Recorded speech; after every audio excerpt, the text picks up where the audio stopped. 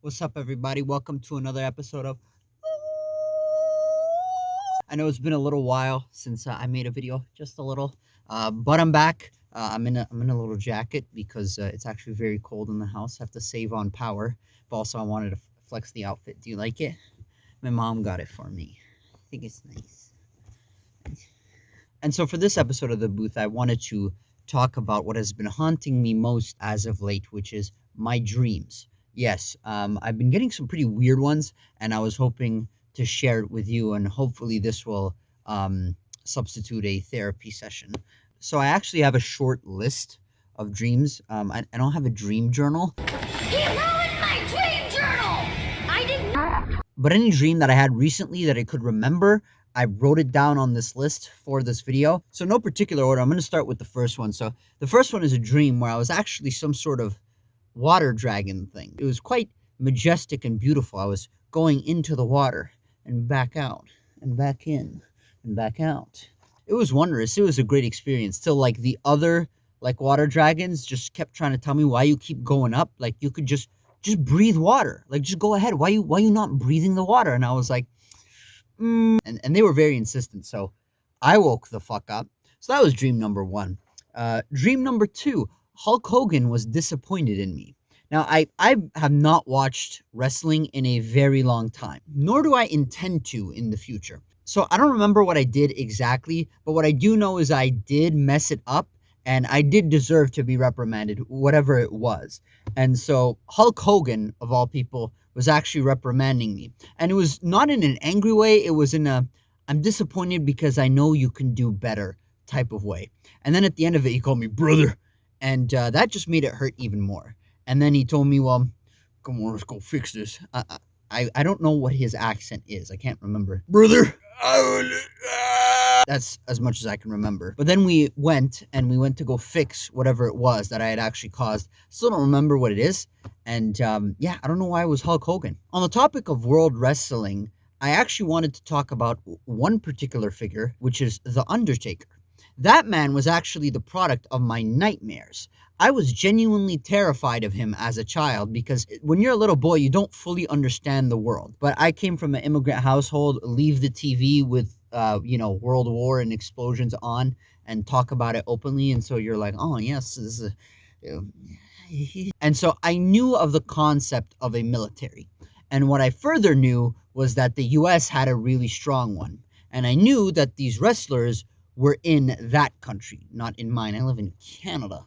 Yeah, the nice people, apparently. So I had this concept of the U.S. military, and I knew that the Undertaker lived there. Now, the Undertaker, if you don't know him, it's like he represents kind of death, and the idea is that he's like the zombie kind of character sometimes, or he puts you in a casket and you fucking die. At least that's what I thought. I thought he put you in a casket, closed it, and that was how death happened. If you happened to fall into a casket, that was it. You would die instantly.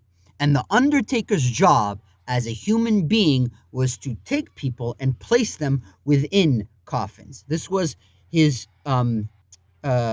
life's purpose. And so what I thought was, here is the U.S. military fighting all these countries, but they choose not to take on the death machine man who's on TV. So that placed him above that. And at that point, I realized that there are forces out there that if they wanted you dead, would have you dead. I learned that at a very young age through The Undertaker. And I'm glad I did, because I know to stay in my lane now. Because I thought if ever The Undertaker saw me and he was just like,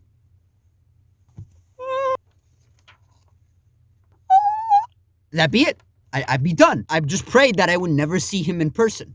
And I prayed that someone could beat him on the TV. But as far as I remember, nobody did. Or maybe I was too afraid to actually watch the full thing. He was on the Joe Rogan podcast. Like, The Undertaker's a normal person. Like, I watched that recently, and it was like, I was like, yeah, this is a human being. I still walked around with the same mentality as before. Next dream. I actually had a dream where there was like this body on the floor, and I poked it, and it smiled, and it started scurrying at me, and I just ran away, and then these like snake things with its face started showing up, and I was running in like these dark woods sort of, but there was no trees, but that was all the visibility until I ran into like a boulder that was its face, and it started laughing, and then I woke up. Then I had a dream where I had a big titty girlfriend. Waking up from that one hurt more than waking up from the first one. Those dreams keep coming up. Not the first, the second, actually. Speaking of girlfriend dreams, that sort of thing, I actually had one. I actually was dating someone, and I was sleeping over one day, as you know, the young, crazy. And yes, I did have a girlfriend. And I was having this dream where there was a programming language. If you don't know, I'm actually a software engineering graduate. I'm actually so smart. So some programming languages, you could actually configure them based on language. Like you could have a French version, you could have a German version, you could have a Russian version. You can actually program the language into the programming language and it behaves the same way, if that makes sense. Same meaning, just different letters, right? So in this particular dream, I happened to be there with my siblings and we were looking at a computer screen. And there was clearly what was Java to me, but in some sort of different language. That's kind of the place where I was getting to. And the rest of my siblings were going, no, I don't think so. I don't think it could be that. None of them have any programming experience almost whatsoever, okay? So they had no backing to say these hypothetical dream people.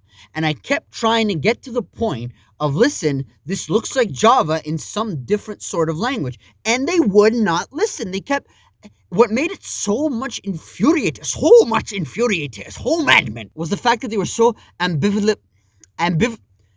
ambivalent about their answer. Their answer was no, but it wasn't a sure no. It was I don't know. I don't think so. I was getting really mad at this point. And what I didn't realize was I was actually sleep talking. So my girlfriend at the time, of course, you know, because who would continuously date me? And so she was just sitting there watching as I'm just like laying there arguing with people who aren't there in the room that I've never had this sort of argument with in real life. And I'm going, it's just a different language. And at some point, she kind of just shook me. She was like, you all right? And I just like, if I could give you a point of view, I probably did something like this. I probably went, yeah, fine. And I went right back to sleep. And I said fine. I knew I was awake, okay, when I told her fine. I realized there was a dream state and there was like the real state. And so when I said, no, it's fine, I meant it in the I'll go deal with it now.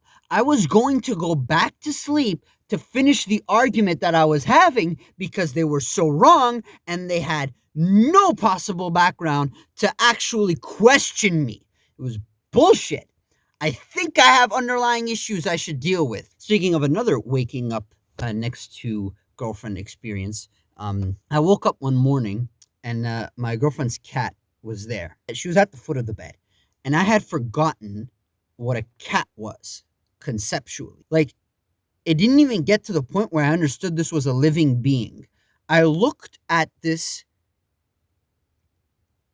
entity and thought to myself, what is this thing? And me and this cat had maybe a 15-second stare down where I tried to process what I was looking at. Again, my girlfriend at the time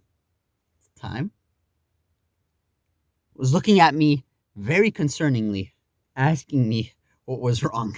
And so that so far is like all of the dreams in the list.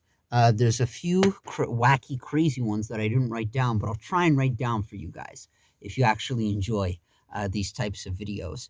Given that I'm coming back from this break, actually recording this has been incredibly difficult. Yeah, the number of times I stutter, just like I did just then. They told me dumb it down, I told them smarten up. They told me easy pal, I told them y'all are nuts.